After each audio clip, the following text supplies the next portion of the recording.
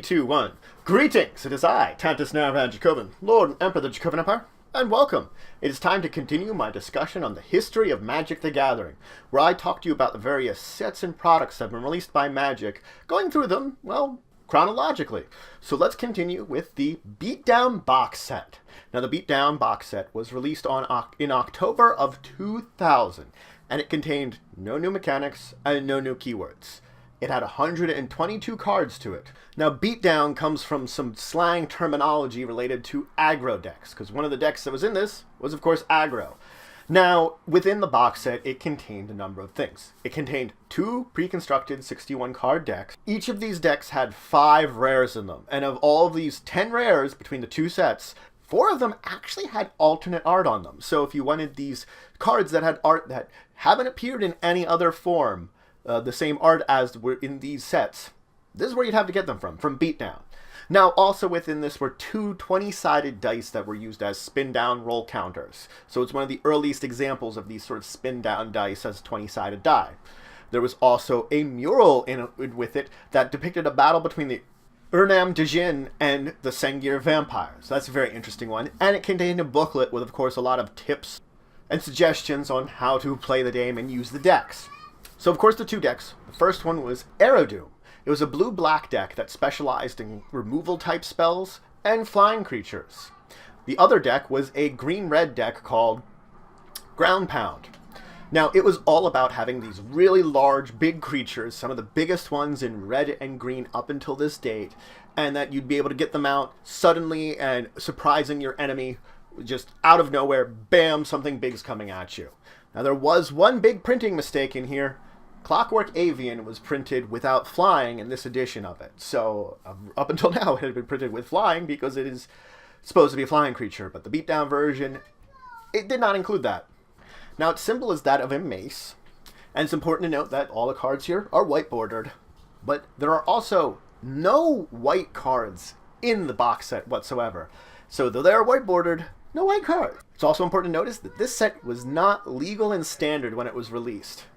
Now it has some legality to it, and you can use it in things like Legacy and such, but at the time, you couldn't use the cards in Standard. So let's talk about some cards from the set. First off, let's go through the 10 rares. Blizzard Elemental.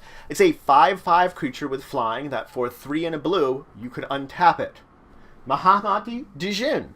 It's the big blue Djinn, 5/6 flyer. That's pretty much all it is, but it's a big creature. The Leviathan. A 10/10 trample. Now, it doesn't untap during a player's untap step. Not at all. But during your upkeep, you can sacrifice 2 islands in order to untap Leviathan. You also have to pay 2 islands to attack with Leviathan, so you're going to be sacrificing lots and lots and lots of islands to Leviathan. There was Fallen Angel. A 3/3 flyer with the ability that you could sacrifice a creature to it to give it +2/+1 until end of turn. So you could pay a lot of creatures to it to get it really big temporarily. And of course, Sengir Vampire. Sengir Vampire is a 4/4 flyer that if a creature that was dealt damage by Sengir Vampire is put into the graveyard from play the same turn it was damaged by Sengir Vampire gets a +1/+1 counter on it. So if it kills things, regardless if it's in combat or not, it gets bigger. Now, from the green-red decks, there is Ball Lightning. A 6/1 trample haste that at the beginning of your end step, you sacrifice it. So you can throw it out for one big attack pretty quickly, early on, hit your opponent, and then it goes away. Shivan Dragon, a 5/5 flyer. For 1 red mana, it gets +1/+0 until end of turn. So you can effectively, it's the fire-breathing enchantment effect. If that was an enchantment, it did the same thing.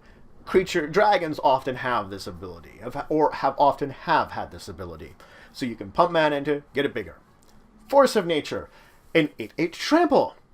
Now, during your upkeep, Force of Nature does 8 damage to you. This is unless you spend 4 green mana on it. You basically pay it 4 green mana during your upkeep, and it doesn't do you damage, but if you didn't want to and didn't care about taking that damage, you could just take it and then continue to attack with Force of Nature. There was Clockwork Beast, a 0/4. Now, it came into play with 7 +1/+0 counters on it, and it can never have more than 7 +1/+0 counters on it. If it should attack or block, you remove a +1/+0 counter from it. Though you can pay X and tap it to put X +1/+0 counters on it. so you can pump it back up again. It's just it can never have more than 7. There's the Hernan de Jin. It's a 4/5. At the beginning of your upkeep, you choose a creature target opponent controls. It gets Forest Walk until the beginning of your next upkeep. So effectively, you give it the ability to attack you on a turn without being blocked, but it's only one of your opponent's creatures you're giving this ability. Moldovan Horde. It's a 5/5. When it enters the battlefield, you sacrifice it, unless you discard a card at random. Brainstorm. You draw 3 cards. Then you have to put 2 cards from your hand on top of your library in any order. Crash of Rhinos. It's an 8/4 trample. As simple as that. I do like it also because it taught me that a group of rhinos is called a crash. Didn't know that until this card. Of course, there were some more classics reprinted in here. Dark Ritual. For 1 black mana, you got 3 black mana. Fog. You prevent all combat damage that's dealt this turn. Lightning Bolt. You do 3 damage to target creature or player. And of course, there was the Yavimaya Worm, a 6/4 trample that had replaced the Crawl Worm for the exact same mana cost and had trample. So, yeah, it was a superior version of that card that was printed in much earlier sets. Pretty good one still, though. So that's it for today. I introduced you to the Beatdown Box Set. Now, the Beatdown Box Set didn't really show off anything interesting and new. That's the real truth of it. But it did do something a little different. It provided you with alternate art. Alternate art in cards has always been a sort of thing for collectors of Magic the Gathering, that they would want it to add to part of their collection. It enhances the desire for it.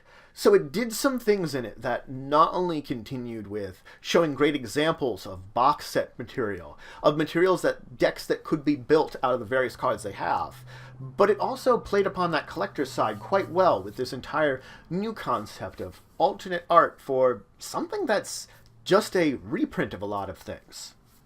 That's all it is. And this alternate art doesn't appear in any forms of these cards again, if any of them got reprinted. This was it. But regardless, if you have any questions, comments, anything you say, anything you think I left out, please leave in the comments below. Please like, share, and of course subscribe. It shows support the channel, the empire, and the work I do. If you want to show some extra support, you could always check out my Patreon, linked in the description below. If you are looking for some more Magic content, I can suggest my friends of the Multiverse, Card Bazaar. They Said, We Said, and Tasty Snackies, who do some great Magic content along with everything else that they do for YouTube. Go ahead and check them out. I do recommend them. But regardless, until the next time, I bid you farewell.